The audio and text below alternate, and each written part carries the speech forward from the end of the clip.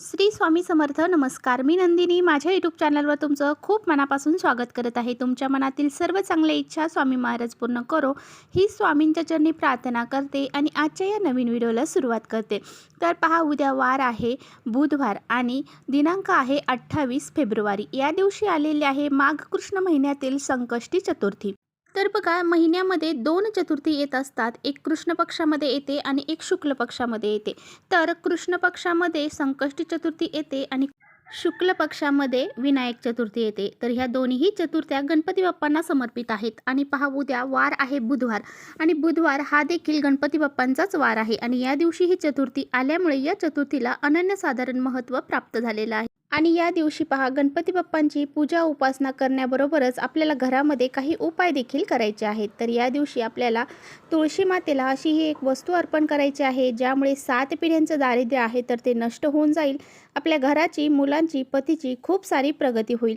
असा हा अत्यंत प्रभावशाली उपाय मी तुमच्याशी आजच्या व्हिडिओमध्ये शेअर करणार आहे. त्यामुळे व्हिडिओ कुठे स्किप न करता शेवटपर्यंत नक्की बघावा, जेणेकरून तुमच्यापर्यंत योग्य ती माहिती पोहोचेल. आपल्या चॅनलवर नवीन असाल तर चॅनलला लगेच सबस्क्राईब करा आणि असेच माहितीपूर्ण व्हिडिओ पाहण्यासाठी बेल आयकॉनलाही प्रेस करा, म्हणजे मी जेव्हा नवीन व्हिडिओ अपलोड करेन त्याचं नोटिफिकेशन सर्वात अगोदर तुम्हाला मिळेल आणि तुम्ही एकही व्हिडिओ मिस करणार नाही. पहा, आपल्या हिंदू धर्मामध्ये तुळशीला खूप सारं महत्त्व आहे आणि तुळशीला प्रत्येक घरामध्ये पहा, तुळशीचं एक एक रोप तरी हे असतं. तुळशी मातेला लक्ष्मीचं प्रतीक देखील मानलं जातं.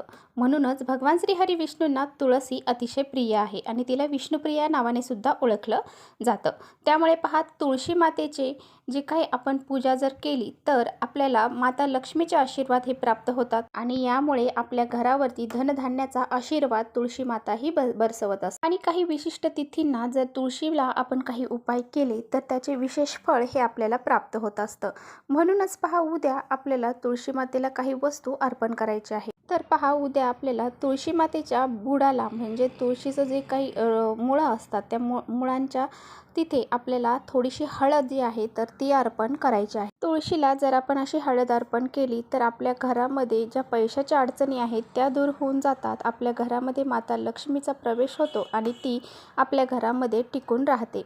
यामुळे आपल्याला चिमूटभर हळद तुळशीला अर्पण करायची आहे. तसेच तर आपल्याला एक तांब्याचा कलश भरून पाणी घ्यायचं आहे आणि त्यामध्ये थोडंसं दूध टाकायचं आहे. दूध टाकताना हे कच्चं दूध टाकायचं आहे आणि हे दूध मिश्रित जे पाणी आहे तर ते आपल्याला तुळशीला अर्पण करायचं आहे. हे पाणी तुळशी मातेला जेव्हा आपण अर्पण करणार आहात त्यावेळेस आपल्याला ओम नमो भगवते वासुदेवाय नमः या मंत्राचा जप देखील करायचा आहे. यासोबतच संध्याकाळी आपल्याला तुळशी मातेला एक दिवा लावायचा आहे. हा जो दिवा आहे तर तो आपल्याला मातीचा घ्यायचा आहे.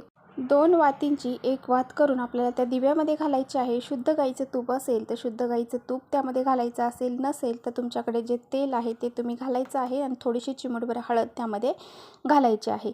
अशा प्रकारे आपल्याला हा दिवा प्रज्वलित करायचा आहे. आणि त्यानंतर पहा, एक प्लेट घ्यायची आहे. त्या प्लेटमध्ये आपल्याला थोडेसे तांदूळ टाकायचे आहेत, त्यावरती हळदी कुंकू वाहायचं आहे आणि त्यावरती हा दिवा आपल्याला प्रज्वलित करायचा आहे.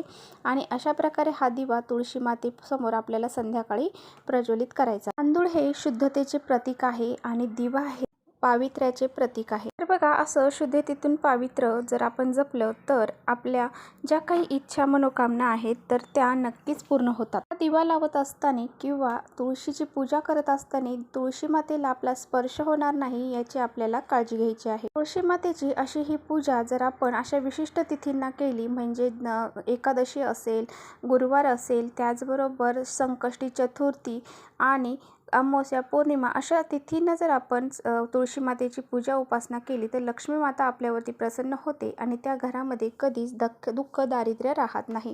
त्या घरामध्ये सुख, शांती, समृद्धी निर्माण होते. म्हणूनच आपल्याला अशा विशिष्ट तिथींना तुळशी संबंधित काही उपाय जे असतात तर ते करायचे असतात आणि अशी ही विशिष्ट सेवा उद्या आपल्याला आवर्जून करायची आहे. ही सेवा फक्त ह्या तिथींनाच नाही तर इतर वेळेस, म्हणजे रोज जरी आपण जर केली तर आपल्या घरामध्ये संपन्नता येते आणि आपल्या घरामध्ये कधीच कशाची कमतरता पडत नाही. त्याचबरोबर अजून एक उपाय मी तुमच्याशी शेअर करणार आहे. आपली जर इच्छापूर्ती होण्यासाठी जर तुम्हाला उपाय करायचा असेल तर तुम्ही हा एक उपाय करायचा आहे. तर बघा, माझ्यापासून तुमच्यापर्यंत प्रत्येकाच्या मनामध्ये काही ना काही इच्छा ह्या असतातच. ह्या इच्छा पूर्ण होण्यासाठी आपण भरपूर कष्ट आणि मेहनत करतो आणि कधी कधी कष्ट मेहनत करूनसुद्धा आपल्या इच्छा ह्या पूर्ण होत नाही. आपल्याला एक काम करायचं आहे. आपल्याला कलाव्याचा जो धागा आहे पहा, लाल पिवळा कलरचा जो धागा असतो तो आपल्याला आपल्या तुळशी मातेला बांधायचा आहे. बांधत असताना तुमची जी काही इच्छा आहे पहा, ती इच्छा बोलत आपल्याला 3 गाठी त्या धाग्याच्या तुळशीला बांधायच्या आहेत.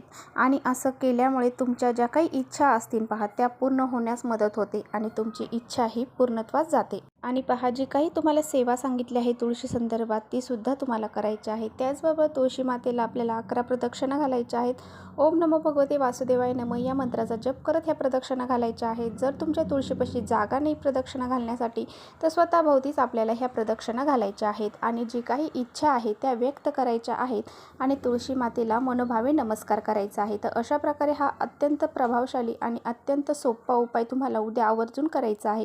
तर चला इथेच करते व्हिडिओचा एंड. व्हिडिओ आवडला असेल तर नक्की लाईक करा. चॅनलवर नवीन असाल तर चॅनलला सबस्क्राईब करा. परत भेटूया अशा छानशा व्हिडिओसोबत. तोपर्यंत श्री स्वामी समर्थ.